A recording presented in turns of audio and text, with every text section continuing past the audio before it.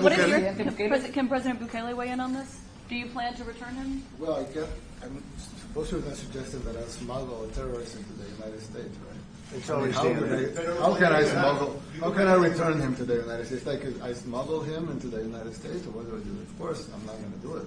It's like, the question is preposterous. How can I smuggle a terrorist into the United States? I don't have the power to return him to the United States. But you can release him inside El Salvador. Yeah, but I'm not releasing.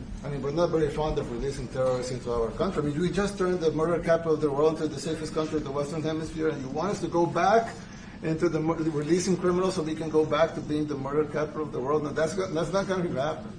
Well, they'd love to have a criminal, released into our country. There's a fascination. They would love it. Yeah. They're sick. These are sick people. Marco, do you have something to say about that? Yeah, Stephen outlined it. I don't understand what the confusion is.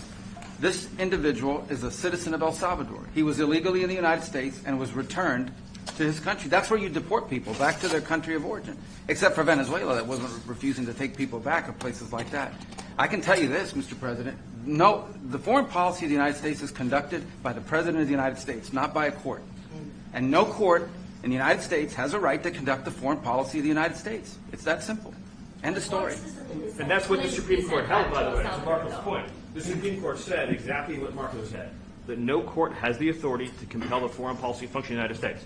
We won a case 9-0, and people like CNN are portraying it as a loss, as usual, because they want foreign terrorists in the country who kidnap women and children. But President Trump, his policy is foreign terrorists that are here illegally get expelled from the country, which, by the way, is a 90-10 issue.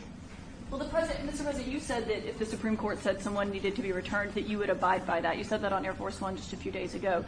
And they said that it must be facilitated. Why don't you just say, isn't it wonderful that we're keeping criminals out of our country? Why can't you just say that?